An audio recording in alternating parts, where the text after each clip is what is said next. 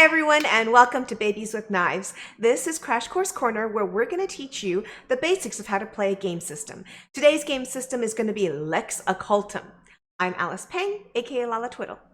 And I'm Brandon Powers. LexOccultum is a pseudo-historical RPG written by RiotMinds, taking place in 18th century Europe with a focus on occultism, mystery, and secret societies. Before we jump into our crash course for this month, we'd like to take a moment to thank RiotMinds for supporting Babies with Knives with LexOccultum prize bundles to give away. Come join us on Discord where we'll be giving away both print and PDF copies of 2 books. Lastly, we want to give a special thanks to our Patreon supporter Zach Glazer, who is helping to keep our content coming to you. Now join Babies with Knives as we cut into the matter of this week's crash course. LexOccultum primarily uses d20s for action resolutions and d10s for damage and a few other rolls. d20s are used to determine the success or failure of skill rolls and situation rolls, with lower results being more likely to succeed. D10s are used for damage, initiative, and a few other things. Some D10 rolls will be open rolls, allowing for a single D10 to be rolled multiple times if a certain value or higher is rolled on it. Most commonly, open rolls will trigger on a 10, which is noted as OR10, though certain open rolls use a lower threshold. If the threshold is rolled, roll the die again and add it to the original number. If the threshold continues to be met or exceeded, continue adding the dice together. When a character attempts to use a skill, they take their skill rating, a number between 1 and 10. They add onto that number an appropriate modifier from skills and disciplines. This would be the skill value, or SV, for that action. The SV can be further modified by the situation, lowering the number if it is difficult, or increasing the SV if it is easy. Rolling equal to or less than the SV is a success. A roll of 1 is always a success, while a roll of 20 is always a failure. When a character attempts something that doesn't fall directly into a skill, they instead make a situation roll. The situation roll is affected by one of the traits a character has instead of being based off of a skill. For example, if trying to ride a horse, make an agility, horsemanship, riding check. But if resisting exposure from the elements, a health situation roll would be made. The SV of a situation roll is determined by the difficulty of the task, from 15 for being very easy down to 5 for being very hard. The SV of the task is modified by the appropriate trait score. Initiative rolls are OR10 rolls. Highest initiative has the option to go first and proceeds down the order to the lowest initiative. Initiative ties are broken by the fighting skill, and after that, a d10 roll off. The dexterity trait and certain disciplines and specialties will modify the initiative roll generally. When it is time to roll initiative, players should decide the action that their character will take and then roll for initiative. Depending on the action that the character plans to take, weapons that are used may modify that initiative roll. If a player changes what they thought they wanted to do during a round, simply modify the initiative score appropriately. If the round has passed their new initiative score, they can act at the next opportunity. Character skill in battle is represented by combat capacity. Combat capacity is determined by fighting skill and proficiency with the weapons and shields being used. Fighting skill provides combat capacity on a 1-for-1 basis, and specialties and disciplines provide more combat capacity within their purview. For example, a character using a flintlock pistol would benefit from their ranged weapons discipline and pistol specialty when determining their combat capacity. During the round, combat capacity is spent on various attacks, defensive reactions, movement, and other actions, reducing the overall combat capacity pool. The combat capacity that is spent on a specific action or reaction is the SV for that combat roll. Weapons and shields can be used in a specific number of actions or reactions per turn, while projectiles have a projectiles per turn stat. For example, a broadsword can be used 3 separate actions per turn. This means that a character can make any combination of 3 parries and attacks with the broadsword. As an example of all of this, Deborah has a fighting skill of 8 and gains another 12 points of combat capacity with her broadsword from the disciplines and specialties.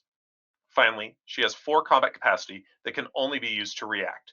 This gives her a combat capacity of 20 with another 4 capacity for reactions. Deborah could attack 2 times with an SV of 10 and try to get out of the way of an attack with an SV of 4. Or she could try and make sure she gets a single hit with an SV of 16 and then dodge with an SV of 8. Her pool of 20 and 4 for reactions can be broken up in any way imaginable. but she could not use her broadsword for more than 3 of those actions. As a tip, it is best for players to set up a few default expenditures for their combat capacity. This will speed up play at the table instead of taking a lot of extra time micromanaging every point of combat capacity each round. As previously mentioned, some combat capacity can be used for defensive actions. Any character that does not want to die should keep some good defensive actions up their sleeve. After a character is hit in combat, they are allowed to make a reaction. This reaction uses combat capacity in the same way as an attack, and if the skill roll succeeds, the attack has been negated. When a character doesn't have a defensive reaction or fails their skill roll, they get hit. Damage is a d10 roll, no matter what weapon is being used. That is frequently an open roll. The benefit of the heavier but slower weapons is that the number that they will trigger an open roll on will become easier and easier to achieve. This can lead to some massive damage when a character is hit by a heavy weapon. Characters have 32 boxes to track physical well-being and 32 other boxes for their mental sanity. The number of these boxes can be increased or decreased based on a character's traits. These 32 boxes are split between 5 different levels based on how injured the individual is. For physical health, these range from level 1, healthy, to varying degrees of damage, and finally to level 5, which is dying. When taking damage, track the damage in the appropriate group with the boxes in the lowest level available. Characters can heal the physical or mental damage taken in level 1 with just time, but anything past that level takes professional medical care to heal. Medical care can provide one of 2 benefits. Basic medical care allows a character to begin healing level 2 and up injuries naturally, while advanced medical care tries to actually heal some of the wounds in addition to beginning natural healing. The impression that you make and that others make upon you is highly tied to both a character's social class and their power sphere. LexOccultum provides a number of modifiers depending on the social situation that modify the D20 result, including traits. Most often charisma, exceptional skills or specialties that might influence the target, clothes being worn, and how the involved party's social classes interact. A general guideline is that the social class receives no modifier for others of its class, but when the disparity exists, the higher social class gains benefits against the lower class. Impression rolls are a d20 roll, where normally a result of 10 would give a neutral impression. The lower that the result is, the less affected a character is, while the higher roll, the more favorable the impression is. Impression rolls are made to provide an idea of how first impression of a character settles upon an audience. Of course, most of that depends on the environment that the impression roll is taking place in.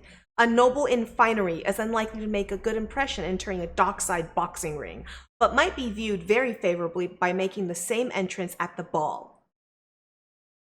And that concludes our LexOccultum system crash course. We provided the information to start playing, but there are a lot of other things going on within the pages of the Lex Libris, including a fantastic setting for the 1700s in Europe, and even some occult, divine, or mad science tricks that can be used in a game. Be sure to come back for our LexOccultum character del, a character creation demo, and an actual play. Hey Blades! Thank you so much for watching another Babies with Knives video. If you liked what you saw, please don't forget to subscribe to the channel. Go follow us on Facebook and Twitter, and come join the conversation in our Discord server. If you want to keep content like this coming, come check out our Patreon and consider subscribing. All links for this is provided in the description below. And remember, come back next time to get honed!